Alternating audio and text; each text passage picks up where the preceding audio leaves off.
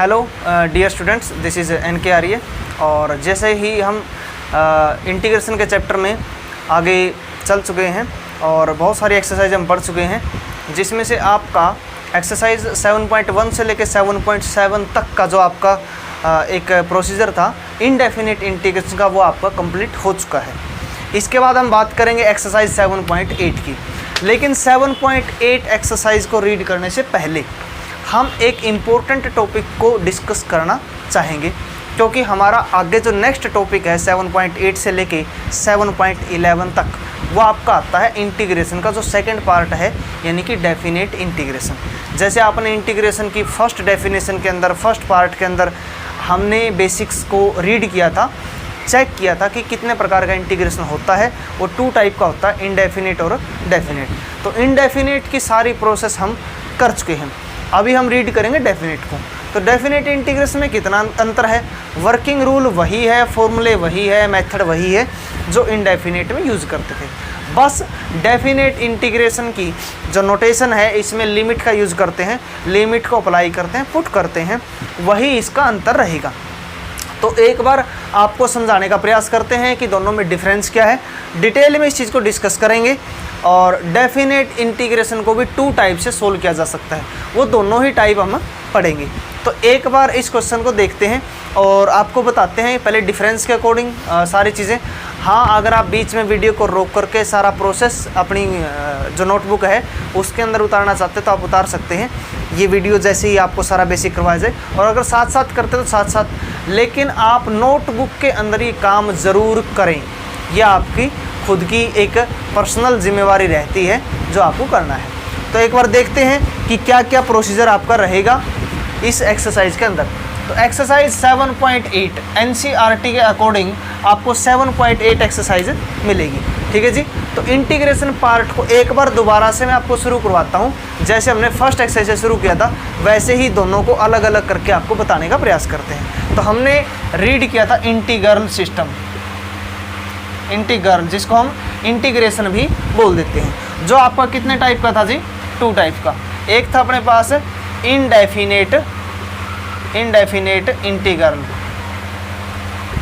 जो आपका एक्सरसाइज 7.1 से लेके 7.7 तक की आपकी प्रोसेस थी NCERT के अंदर, ठीक है जी। इसके बाद हम पढ़ेंगे जी डेफिनेट इंटीग्रेशन, डेफिनेट इंटीग्रेशन या डेफिनेट इंटीग्रल, जो आपकी एक्सरसाइज रहेगी 7.8 से लेके 7.11 तक, और प्लस में रहेगा 8.1 और प्लस में 8.2, यानी कि आपका नेक्स्ट चैप्टर जिसको बोलते हैं एप्लीकेशन ऑफ इंटीग्रेशन। उसके अंदर भी किसका यूज़ करेंगे? हम डेफिनेट इंटीग्रेशन का ही प्रयोग करेंगे। तो क्या प्रोसेस रहती है, इसको कैसे हम सोल्व कर सकते हैं, क्या क्या यूजेस हो सकते हैं, पहले देखते हैं जी इन दोनों में अंतर क्या है। इंटीग्रल का मतलब आपको बताया था कि किसी चीज़ को इकट्ठा करना। डेरिवेटिव में क्या बताया था? डेरिवेटिव का मतलब होता है कि किसी एक वेरिएबल का किसी दूसरे वेरिएबल के अकॉर्डिंग या विद रिस्पेक्ट टू जो चेंज होता है उसकी पोजीशन में, चाहे वो इंक्रीज हो या डिक्रीज हो, उसको डेरिवेटिव बोलते हैं। दोबारा से जिस पोजीशन से हम चले थे उसी पोजीशन पे, जब फाइनल पोजीशन में गए, वहाँ से वापस आने की जो प्रोसेस है उसको इकट्ठा करते हैं, उस प्रोसेस को इंटीग्रल बोलते हैं, यानी कि एंटी डेरिवेटिव बोलते थे। ऐसा आपको फर्स्ट पार्ट में सारे की सारी चीज़ें बता दी गई थी। एक्चुअल में इंटीग्रेशन का मतलब क्या होता है? इंटीग्रेशन का मतलब होता है कलेक्शन करना, इकट्ठा करना, ठीक है जी। आई समझ में, उसी को बोलते हैं इंटीग्रेशन करना, किसी चीज़ को सम अप करना। फॉर एग्जाम्पल, आपको इसका छोटा सा एग्जाम्पल बताने की कोशिश करते हैं। जिस प्रकार से आप यूट्यूब से या किसी भी माध्यम से जब हम कोई वीडियो को डाउनलोड करते हैं, ठीक है जी, एक्चुअल में हम वीडियो को डाउनलोड नहीं करते, हम डेटा इकट्ठा करते हैं। भाई आपने सुना है ये वीडियो कितने MB की है? 200 MB की है, 300 MB की है, 500 MB की, 600 MB की। एक्चुअल में हमने 500 MB का डाटा क्या किया है? रिज्यूम किया है, कंप्यूट किया है, इकट्ठा किया है, सेव किया है, यही बात है। यानी कि जैसे ही वो हमारा पूरा डाटा कंप्लीट नहीं होता तो हम तब तक बोलते हैं कि वीडियो क्या है? इनकम्प्लीट है। इसी को इंटीग्रेशन बोलते हैं, किसी चीज़ को सम अप करना। डाटा इकट्ठा करना नहीं बोलते उसको डाटा ही बोलते हैं इसको। मतलब वीडियो डाउनलोड का मतलब क्या होता है कि हमने किसी डाटा को, किसी MB को हमने क्या किया? अपलोड किया है, इकट्ठा किया है, इसी को हम बोलते हैं डाटा, इसी को बोलते हैं हम इंटीग्रेशन। तो इनडेफिनेट इंटीग्रेशन और डेफिनेट इंटीग्रेशन में डिफरेंस क्या है? बेसिक डिफरेंस यही है। इनडेफिनेट इंटीग्रेशन का मीनिंग होता है कि हम किसी फंक्शन का किसी भी पॉइंट से और किसी भी पॉइंट तक हम क्या करते हैं, इंटीग्रेशन करते हैं, तो उसमें कुछ एरर आ जाता है, उस एरर के लिए प्लस में सी लगाते हैं, जिसको कांस्टेंट ऑफ इंटीग्रेशन का नेम भी दिया जाता है। लेकिन डेफिनेट इंटीग्रेशन का मतलब क्या होता है? डेफिनेट इंटीग्रेशन का मतलब है कि ये कोई कर्व अपने पास, ये क्या कोई कर्व है। लेकिन यहाँ पर इसने बोल दिया कि इंटीग्रेशन का मतलब इस कर्व ने जो ड्राइव किया है, जो इसकी वैल्यू में जो फंक्शन है नहीं वाई, अपना जो अपना फंक्शन होता है, वाई में जो चेंज आता है विद रिस्पेक्ट टू टाइम या विद, देखो ये अपने वाई है और ये अपना एक्स है, यानी इसकी हाइट में इसकी एक्स के अकॉर्डिंग जो चेंज आता है उसी चेंज को डेरिवेटिव बोलते थे। अब दोबारा से उस चेंज को सम अप करना है, जिसको हम बोलते हैं इंटीग्रेशन। लेकिन अगर आपको ये बता दिया जाए कि आपको इंटीग्रेशन इस पॉइंट से लेके इस पॉइंट तक करना है, तो इसको बोलते हैं जी डेफिनेट इंटीग्रेशन। यानी कि जब आपको इंटीग्रेशन के अंदर साथ में लिमिट पॉइंट गिवन हो कि आपको स्टार्टिंग कहाँ से करनी है और एंडिंग कहाँ से करनी है, तो उसको नेम दिया गया है डेफिनेट इंटीग्रेशन। तो इसको हम बोल सकते हैं, जैसे ही आपको मैथ के अंदर आपको मिलेगा ये पॉइंट आपको ए मिलेगा और ये पॉइंट क्या मिलेगा आपको बी मिलेगा। क्या मिलेगा? ये पॉइंट ए और ये पॉइंट, नमस्ते भाई बाहर बैठ जाए इतने, ठीक है। तो एक पॉइंट क्या मिलेगा ए और एक पॉइंट क्या मिलेगा आपको बी मिलेगा। कोई दिक्कत किसी को?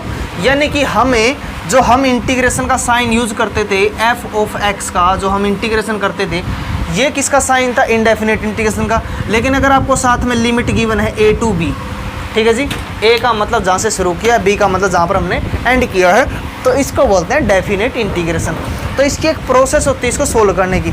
इसका इंटीग्रेशन कैसे करेंगे जी? बिल्कुल वैसे ही करेंगे जैसे हमने इनडेफिनेट इंटीग्रेशन किया था।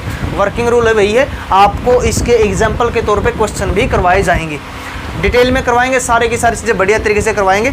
लेकिन एक बार आप पहले इसका बेसिक और इसकी प्रोसेस को बढ़िया तरीके से समझ लीजिए, अपने जहन के अंदर, अपने दिमाग के अंदर इस चीज़ को डाल लीजिए कि दोनों में डिफरेंस क्या है, ठीक है जी। तो यहाँ पर अपने को पता है कि इस पॉइंट से लेकर इस पॉइंट तक का एरर कितना हो सकता है, इसलिए उस एरर को हम इसी के अंदर मेंशन कर देते हैं, यानी कि प्लस में सी लगाने की ज़रूरत नहीं होती, ठीक है जी। कोई दिक्कत? बस आपको यहाँ पर इस एक्सरसाइज के अंदर क्या चीज़ सीखनी है, आपको ये सीखना है कि वो जो हम इनडेफिनेट इंटीग्रेशन करते थे उसके बाद का जो नया स्टेप है, यानी कि लिमिट को कैसे अप्लाई करना, वही चीज़ अपने को सीखनी है। और इसके अलावा इसमें नई कोई चीज़ नहीं है, ठीक है जी। एक नया स्टेप आया है, उसी स्टेप को सीखना है। इंटीग्रेशन वैसे ही करेंगे जैसे हम पहले करते थे। कोई दिक्कत किसी को? तो इंटीग्रेशन का मतलब भी वही है कि हम इसके पार्ट कर लेते थे, ये आपको पहले ही सारी चीज़ें बता दी गई है, ठीक है जी। यही इंटीग्रेशन का मतलब होता था, तो इसको हम सोल्व करते थे। बस आपको यहाँ क्या सीखना है? डेफिनेट इंटीग्रेशन का मीनिंग। तो डेफिनेट इंटीग्रेशन की छोटी सी बात है, इसमें साथ में क्या मिलेगी आपको? लिमिट मिलेगी। तो लिमिट का कैसे यूज़ करते हैं, डेफिनेट इंटीग्रेशन को कैसे निकाल सकते हैं, ठीक है जी। एक चीज़ और आपको सिखाने का प्रयास करते हैं। इस डेफिनेट इंटीग्रेशन को 2 टाइप से हम सोल्व कर सकते हैं, ठीक है जी। कितने टाइप से सोल्व कर सकते हैं? 2 टाइप से। एक होता है जी बाई फर्स्ट प्रिंसिपल। क्या होता है? By first principle. By first principle भी बोल सकते हो आप, या बाई लिमिट मेथड। क्या बोल सकते हो आप? Limit method. एक्चुअल में लिमिट मेथड का मतलब क्या होता है? जैसे हम किसी भी रिजल्ट को अप्लाई करते हैं तो हम क्या करते हैं, उस रिजल्ट का मेन बेसिक उस थ्योरम करते हैं उसकी। यानी कि वो क्या होता है, जैसे अपने पास a प्लस बी का स्क्वायर है, हम उसका डायरेक्ट रिजल्ट यूज़ करते हैं a square plus b square plus 2ab। वो आया कहाँ से? उसको हमने सीखा 9th क्लास में बाइनोमियल थ्योरम के अंदर। यानी कि अब हर जगह हम बाइनोमियल का यूज़ करके तो नहीं दिखाएंगे, हम क्या बोलते हैं कि हम किसी रिजल्ट को डायरेक्ट यूज़ करते हैं। तो वैसे ही जो आपका लिमिट मेथड है या जो फर्स्ट प्रिंसिपल मेथड है, वो आपको डेफिनेट इंटीग्रेशन का प्रूफ बताता है कि इस प्रकार से डेफिनेट इंटीग्रेशन यूज़ किया जाता है। तो जो 7.8 एक्सरसाइज करेंगे उसको प्रूफ के अकॉर्डिंग करेंगे कि हर क्वेश्चन का इस प्रकार से इंटीग्रेशन होता है। उसके बाद आता जी आपका डायरेक्ट डेफिनेट इंटीग्रल। समझ गए जी? जैसे हम डायरेक्ट डेरिवेटिव करते थे, लेकिन साइन का डेरिवेटिव कोस होता है। ये साइन का डेरिवेटिव कोस साइन का रिजल्ट है। लेकिन अगर इस रिजल्ट को हमें सोल्व करना हो तो कौन से मेथड से करेंगे हम? लिमिट मेथड से, बाई फर्स्ट प्रिंसिपल से। वैसे ही इंटीग्रेशन का भी कौन सा होता है? एक बाई फर्स्ट प्रिंसिपल मेथड होता है, लिमिट मेथड, जिसको आज पढ़ेंगे। लेकिन इस एक्सरसाइज के बाद सारी एक्सरसाइज को किससे पढ़ोगे आप? डायरेक्ट मेथड से। किससे पढ़ोगे आप? डायरेक्ट मेथड से। कोई दिक्कत किसी को? समझ गए नहीं? ठीक है, तो आज का आपका इस पार्ट का जो इस पार्ट में जो वीडियो बनाई जाएगी वो आपकी किसकी बताई जाएगी? लिमिट से। लेकिन बाद की सारी किससे होंगी? डायरेक्ट से। बाद की किससे होगी? डायरेक्ट से। कोई दिक्कत किसी को? ठीक है जी। तो इसके क्वेश्चन देखते हैं कि क्या मेथड है, वो क्या फॉर्मूला है जिसको हम यूज़ करते हैं इंटीग्रेशन के अकॉर्डिंग। फिर इसके कुछ क्वेश्चन करके देखेंगे। मैं बहुत सारे क्वेश्चन जो सेम क्वेश्चन होंगे आपको वर्क के लिए दिए जाएंगे कि वो आपको खुद ट्राई करने हैं। हाँ, मेरे को पता है कि आपको प्रॉब्लम आएगी, आप प्रॉब्लम आएगी, उस प्रॉब्लम को आप मेंशन करोगे, कमेंट में लिखोगे और उस प्रॉब्लम का सोल्यूशन आपको जल्द से जल्द, यानी कि जल्द से जल्द का मतलब क्या है कि कमेंट के साथ ही आपको उसकी वीडियो मिल जाएगी, आपको सारा का सारा प्रोसीजर उसमें बता दिया जाएगा। ठीक है जी। तो एक बार क्वेश्चन करके देखते हैं। पहले इसका मेथड सीखते हैं कि क्या इसका मेथड रहेगा। तो डेफिनेट इंटीग्रेशन, इसमें हम कुछ टर्म यूज़ करते हैं, कुछ इंटरवल यूज़ करते हैं, उसका प्रयोग करेंगे लिमिट में। ठीक है जी। तो हमें क्या मिलेगा? आपको किसी भी क्वेश्चन के अंदर इसका वर्किंग रूल ये रहेगा आपका, वर्किंग रूल हमें क्या मिलेगा? हमें इंटीग्रेशन करना है a to b f of x dx। ठीक है जी। तो लिमिट का यूज़ करेंगे यहाँ पर हम, कोई क्वेश्चन लेके चलेंगे हम, लेकिन उससे पहले, ठीक है, तो इसमें क्वेश्चन दिए हैं यहाँ पे।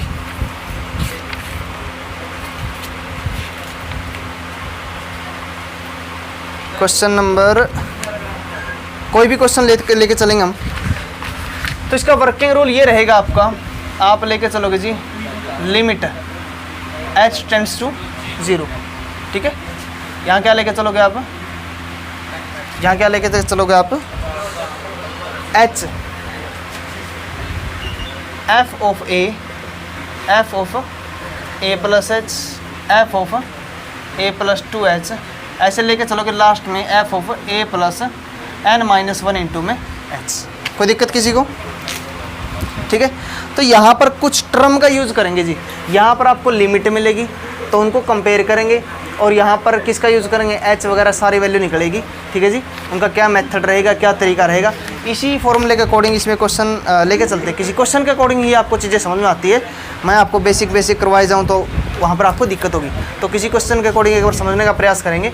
फॉर एग्जाम्पल फर्स्ट क्वेश्चन आपके पास क्या है? आपके पास एक फर्स्ट क्वेश्चन, हमें इंटीग्रेशन करना है। इसने बोल दिया limit a to b x of dx। ठीक है जी। तो यहाँ देखो जी, अपना a तो क्या है? a है। b क्या अपने पास है?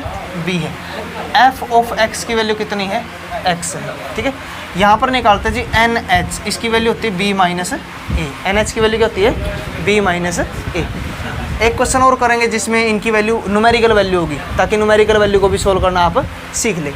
लेकिन हमें क्या चाहिए? अपने को हमें ये वैल्यू चाहिए, f ऑफ a चाहिए अपने को। f ऑफ a क्या बनेगा अपने पास? a। f ऑफ, अगर मैं ये निकालूंगा तो x की जगह क्या पुट करूंगा मैं? a plus h। तो यहाँ भी क्या बनेगा? a plus h। f of a plus अगर मैं 2h पुट करूंगा तो क्या बनेगा?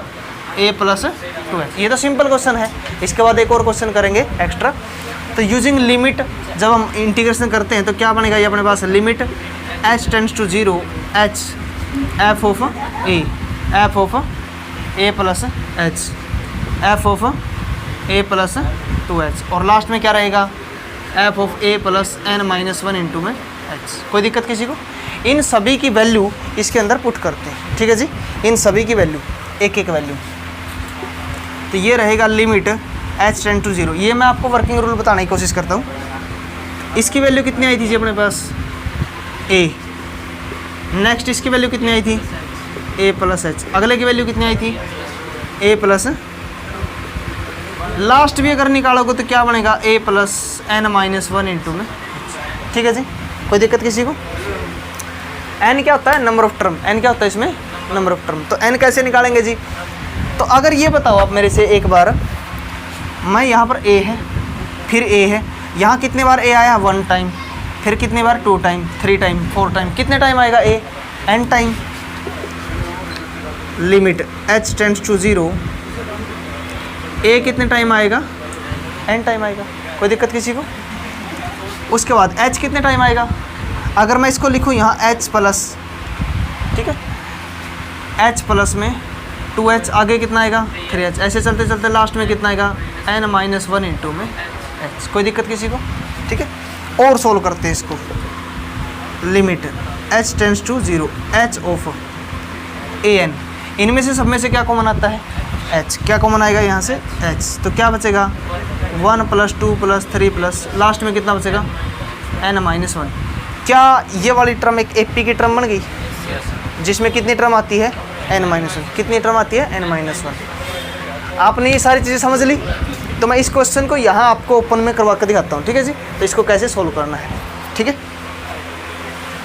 इन सभी वैल्यू को हम बाद में यूज़ करेंगे।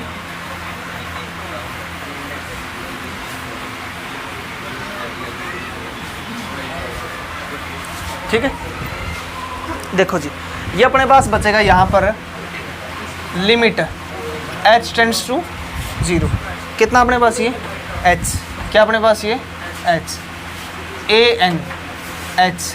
अगर मैं इनका सम करते हैं, हम इनका क्या करते हैं सम, तो क्या बनता है n/2 2a + n-1 इंटू में d, वही 10th क्लास वाला फॉर्मूला। लेकिन n की जगह क्या यूज़ करोगे, क्योंकि कितनी टर्म है n-1/2, 2a की वैल्यू कितनी है 1, प्लस में ये अपने पास n है -1 और इंटू में d की वैल्यू भी कितनी है 1 है। तो इसको जब सोल्व करते हैं हम, limit h tends to 0 h of an plus में h इंटू में n-1/2, ये क्या बनेगा भाई 2 प्लस में n-2, ये कैंसिल आउट होगा, ठीक है। यानी कि अपने पास बचेगा जी ये limit h tends to 0 h of an plus में, देखो जी इसकी मल्टीप्लाई इसके साथ कर दी मैंने NH इंटू में क्या बच गया n-1 और डिवाइड में कितना इसके साथ है 2, डिवाइड में कितना इसके साथ है 2। कोई दिक्कत किसी को, हो जाएगा। इस h को अगर यहीं 0 पुट कर दिया तो पूरा सिस्टम 0 हो जाएगा, इसलिए पहले इसको अंदर लेके चलेंगे। तो क्या बनेगा ये limit h tends to 0, h को अंदर लेके गए ANH प्लस में NH, इस h को अंदर ले गए जी हम NH माइनस में h और डिवाइड बाई कितना है 2, डिवाइड बाई कितना है। अब आप इसकी वैल्यू अप्लाई कर सकते हो, ठीक है जी। अब ये बताओ हमारे पास NH की वैल्यू कितनी आई थी B-A थी, कितनी वैल्यू थी उसकी B-A, तो क्या लिखेंगे इसको A इंटू में B-A। NH की वैल्यू कितनी थी B-A, NH की वैल्यू कितनी थी और H की वैल्यू कितनी रखेंगे 0 और डिवाइड में कितना होगा 2। कोई दिक्कत किसी को, ये 0 यहाँ समाप्त हो जाएगा, इतना बचेगा, ये इतना बचेगा। टोटल में से क्या कॉमन आता है B-A। अदरवाइज आप क्या काम कर सकते हो, इसके नीचे 1 मान लोगे, इसको सोल्व कर लोगे तो आपका आंसर आ जाएगा, ठीक है जी। ये तो कौन सा मेथड है, लिमिट मेथड। कौन सा मेथड है ये, लिमिट मेथड। लेकिन एक बार आपको इसी क्वेश्चन से डायरेक्ट मेथड सिखाएंगे। आपको स्टार्टिंग में डायरेक्ट मेथड क्यों नहीं बताया, क्योंकि अगर आप डायरेक्ट मेथड कर लेते तो आप इस मेथड को पढ़ते ही नहीं, समझ गए। तो आप इस मेथड को क्या नहीं करते, रीड ही नहीं करते। क्यों, क्योंकि डायरेक्ट मेथड बहुत छोटा मेथड है। क्या करना है डायरेक्ट मेथड में, देखिए आपको एक बार एक क्वेश्चन में बता देते हैं कि दोनों में डिफरेंस क्या है। क्योंकि फर्स्ट प्रिंसिपल मेथड बहुत लंबा मेथड हो जाता है, ठीक है।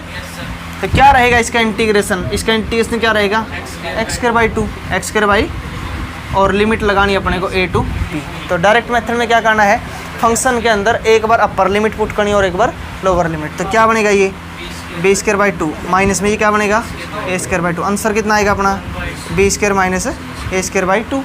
इसी को आप ये भी लिख सकते हो b + a और b - a/2। समझ गए। अब देखो डायरेक्ट से तो इतना क्वेश्चन बनेगा और लिमिट से आपको कहाँ तक जाना पड़ेगा। लेकिन जब आपको क्वेश्चन के अंदर ये पूछ लिया जाए कि आपको लिमिट से ही करना, अब आप सोचोगे सर कि इसका आंसर यह है, क्या इसका आंसर भी यही आएगा। बिल्कुल आएगा। देखो जी पूरे में से क्या कॉमन आएगा b-, इधर क्या बचेगा a/1 प्लस में यही बचेगा। जब आप इसको सोल्व करोगे तो क्या बनेगा ये b - a 2a plus b - a/2, एक कट जाएगा तो कितना बचेगा ये b - a और b + a। समझ गए। कोई दिक्कत किसी को, ये चीज़ बनेगी, ठीक है नहीं। तो उसको सोल्व करते हैं लिमिट के अकॉर्डिंग और इसको सोल्व करते हैं डायरेक्ट मेथड से। एक क्वेश्चन और करते हैं, रिपीट करते हैं। लेकिन ये क्वेश्चन ए और बी में था, शायद आपको समझने में थोड़ी सी दिक्कत हो सकती है, लेकिन आप वीडियो को रिपीट करके देख सकते हैं बिल्कुल एक एक चीज़। लेकिन एक क्वेश्चन आपको न्यूमेरिकल वैल्यू वाला क्वेश्चन करवाते हैं जिसमें न्यूमेरिकल वैल्यू पुट करनी है, ठीक है जी। उससे आपका कंसेप्ट क्लियर हो जाएगा। देखो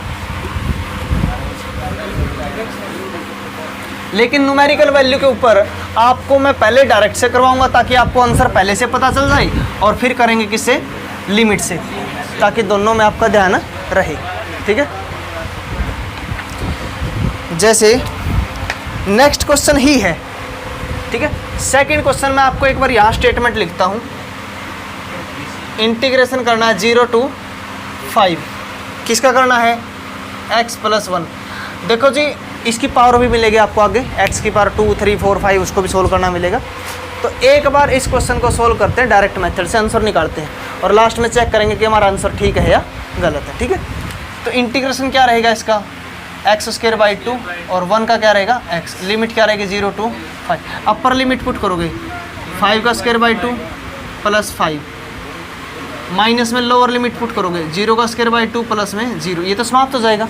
ये कितना बनेगा 25/2 प्लस में 5, इसको सोल्व करो तो 35/2 आंसर आना चाहिए अपने पास। ठीक है जी, ये किससे किया हमने, डायरेक्ट मेथड से। किससे किया है, डायरेक्ट। अब इसको किससे करते हैं, लिमिट से। किससे सोल्व करते हैं, लिमिट से। तो देखो जी, क्वेश्चन नंबर 2, इंटीग्रेशन करेंगे 0 to 5 x + 1 dx। कोई दिक्कत, कंपेयर करेंगे जिसको।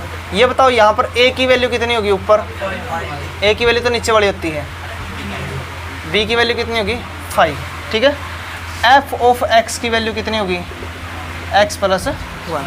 NH निकालेंगे हम, NH एक्चुअल में क्या होता है, ये n की वैल्यू होती है, h की वैल्यू होती है b - a बाई में n। ठीक है जी, एवरेज निकालते हैं हम। ठीक है, लास्ट लिमिट माइनस में फर्स्ट लिमिट बाई में नंबर ऑफ टर्म, तो एच निकलता है अपने पास। लेकिन फिर बाद में इसको हम सोल्व कर लेते हैं, यहाँ लिख लेते हैं इसको NH। ठीक है जी, तो NH की वैल्यू कितनी आएगी 5 - 0, तो NH की वैल्यू कितनी आएगी 5। कोई दिक्कत किसी को, लेकिन हमें जो लिमिट लगानी है इंटीग्रेशन की, वो क्या बनेगी अपनी, limit h tends to 0 h f of a + h f of, और प्लस में लास्ट में क्या बनती है f ऑफ a + n - 1 इंटू h, ये बनता है। तो ये इन सभी की वैल्यू चाहिए अपने को। a की वैल्यू कितनी है अपने पास 0, a की वैल्यू कितनी है, यानी कि हमें वैल्यू चाहिए limit h tends to 0 h f of 0 चाहिए, f ऑफ 0 + h चाहिए, और f ऑफ 0 + 2h चाहिए, और लास्ट में क्या चाहिए f ऑफ 0 + n - 1 इंटू h। इन सभी की वैल्यू चाहिए अपने को। आप इसमें सारी वैल्यू ज़रूरी नहीं है, आप पहली 2 और एक लास्ट की वैल्यू निकाल के इसमें पुट कर सकते हैं, आपको क्वेश्चन समाप्त हो जाएगा। ज़्यादा लंबा आपको जाने की ज़रूरत है, इनकी वैल्यू निकाले भाई।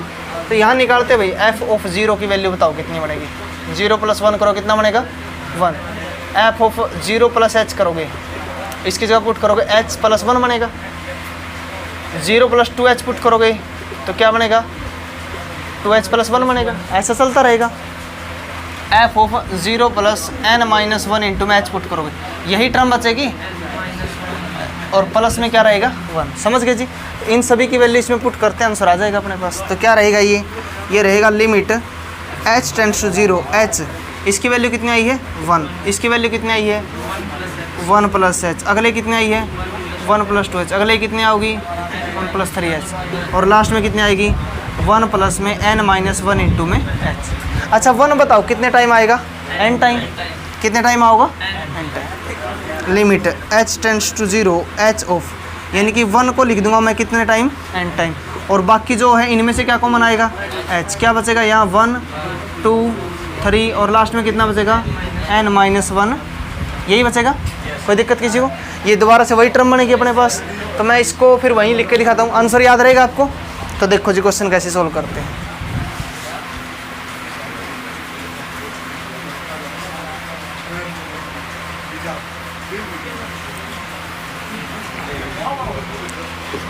तो ये वाली टर्म बनेगी जी अपने पास, limit h tends to 0 h, इधर बचेगा n प्लस में h, अंदर क्या बनेगा ये n/2 प्लस में क्या था ये इंटू में 2a, a की वैल्यू कितनी है 1, n - 1 इंटू में h की, इस AP में a की वैल्यू 1 है, d की वैल्यू भी कितनी है 1। इस AP की बात कर रहा हूँ, ये AP बन गई आपकी, तो इसका फॉर्मूला लगा दिया अपने। तो ये तो n था, ये तो अपने पास क्या है n है, ये क्या अपने पास n - 1 इंटू में d की वैल्यू कितनी है 1 है। तो इसको आप लिखोगे limit h tends to 0 h n plus में h इंटू में n माइनस 1/2। ठीक है जी, इसको सोल्व करें तो कितना बनेगा 2 प्लस में n माइनस 2, तो ये 2 कैंसिल होगा। इस n को इसके साथ लिख दें, तो इसको लिखेंगे limit h tends to 0 NH, और अंदर क्या बचेगा डिवाइडेड बाई कितना है 2। इस h को अंदर लेके चलेंगे हम, लिमिट h टेंड्स टू 0, ये क्या बनेगा NH, इस h को उसके अंदर लेके। आप बोलोगे सर आप ये ऐसा क्यों करने लग रहे हो? ऐसा इसलिए बनाने लग रहे हैं क्योंकि अपने पास किसकी वैल्यू है NH की, किसकी वैल्यू अपने पास है n, ताकि उसको यूज कर सकें। तो इसकी वैल्यू कितनी है 5, कितनी वैल्यू इसकी 5, प्लस में इसकी वैल्यू कितनी है 5, इसकी वैल्यू कितनी है माइनस में क्या है ये, हाँ h इसके साथ मल्टीप्लाई में आया था, माइनस में क्या था h, बाई में कितना था 2। अब ये बताओ अगर मैं h की जगह यहाँ क्या रख सकता हूँ 0, अप्लाई कर दिया, कितना बनेगा ये 5 प्लस में ये कितना बनेगा 25/2। क्या इसका एलसीएम लेने के बाद दोबारा वही बनेगा आंसर? ठीक है। हाँ, ये एक लॉन्ग टर्म मेथड ज़रूर है। कैसा मेथड है ये? लॉन्ग टर्म मेथड ज़रूर है, लेकिन लिमिट से भी आपको क्वेश्चन सोल्व करने आने चाहिए, क्योंकि लिमिट से आप किसी भी क्वेश्चन का प्रूफ बता सकते हो। ठीक है, तो एक बार इस क्वेश्चन को दोबारा से करवाते हैं ताकि आपको समझने में किसी भी प्रकार की दिक्कत ना हो। तो किसी भी क्वेश्चन को एज ए लिमिट कैसे सोल्व करते हैं, इससे शॉर्ट मेथड आपको नहीं मिलेगा। ठीक है जी, इससे शॉर्ट मेथड आपको नहीं मिलेगा, बिल्कुल डिटेल में और सारी चीज़ें आपको बताने की कोशिश करते हैं। कोई फंक्शन मिलेगा, ये हमारा a होता है, ये हमारा क्या होता है b, ये फंक्शन होता है, तो a की वैल्यू b की वैल्यू रख देंगे। h की वैल्यू क्या होती है b माइनस a। ठीक है जी, h की वैल्यू क्या होती है b माइनस a बाई में n होती है। इस n को हम यहाँ ले जाते हैं। आपको बुक वगैरह के अंदर क्या मिलेगा, ये n यहाँ डिवाइड में मिलेगा 1/n, इस टाइप की चीज़ मिलेगी आपको h की वैल्यू निकाल के, लेकिन वो एक बहुत उलझन वाली प्रोसेस हो जाती है। इसको हमने क्या कर दिया, बिल्कुल सिंप्लीफाई कर दिया और आपका आंसर निकल आएंगे यहाँ से। तो हम किसकी वैल्यू फाइंड आउट करेंगे, NH की, सारी वैल्यू निकाल दी हमने। हम क्या करते हैं, जो अपने पास fx होता है, आपको यहाँ पर x square x cube x की पावर 5 e की पावर x log x कुछ भी sin x cos x मिल सकता है। तो वही काम करना, बस इसकी जगह a पुट करना। यहाँ जो भी फंक्शन है, सिंपल x है, x स्क्वायर है, x क्यूब है, sin x है, log x है, एक्सपोनेंशियल फंक्शन e की पावर x है, कुछ भी है, आपको ऐसे ही a पुट करोगे, a प्लस h पुट करोगे, a प्लस 2h पुट करो। a का मतलब जो आपको लिमिट गिवन है, 0 है तो 0 plus h, 0 plus 2h, 0 plus 3h, 1 है तो 1 plus h, 1 plus 2h, 1 plus 3h। ठीक है जी, तो लिमिट चेंज हो सकती है, पैटर्न चेंज नहीं होगा। ठीक है, तो फॉर्मूला रहेगा h tend to 0 h f of a plus h, 2 यहाँ लिखोगे और एक लास्ट में लिखोगे f of a plus n minus 1 into में h। इन सब की वैल्यू हमने निकाल ली थी, वो यहाँ पुट करेंगे, इसको अंदर वाले को कैलकुलेट करेंगे, वो कुछ भी बनेगा। फिर बाद में सारा सोल्व करने के बाद इस h को अंदर लेके चलेंगे हम। इसको सारे को सोल्व करने के बाद h को कहाँ लेके चलोगे आप, इसको अंदर यहाँ प्रोसेस करवाओगे आप। तो बाद में NH की वैल्यू और h की वैल्यू पुट करनी है, पुट करते ही आपको कैलकुलेट करते ही आपका आंसर आ जाएगा। ठीक है जी, हो जाएगा। इस एक्सरसाइज के अंदर NCERT में तो आपको 6 क्वेश्चन दिए गए हैं, लेकिन इसी चैप्टर के आपको इसी एक्सरसाइज के अनदर मैथमेटिक्स के अंदर बहुत सारे क्वेश्चन दिए गए हैं, एग्जाम्पल दिए गए हैं आपकी प्रैक्टिस करवाने के लिए। तो आप किसी भी लेवल का कोई भी क्वेश्चन आप बोल सकते हो, आपको उसका सोल्यूशन दे दिया जाएगा। और जो भी आपकी प्रॉब्लम है, मेथड यही रहेगा, मैं चाहे कितने भी क्वेश्चन करवा दूँ, जब तक आप खुद प्रैक्टिस नहीं करोगे तब तक सोल्व नहीं होगा। तो आप पहले 2, 4, 5, 10, 15, 20 क्वेश्चन आप ट्राई करोगे। उस ट्राई के बाद जो आपकी प्रॉब्लम आती है, उस प्रॉब्लम को आप उनसे शेयर कर सकते हैं, जिसका सोल्यूशन आपको जल्द से जल्द मिल जाएगा।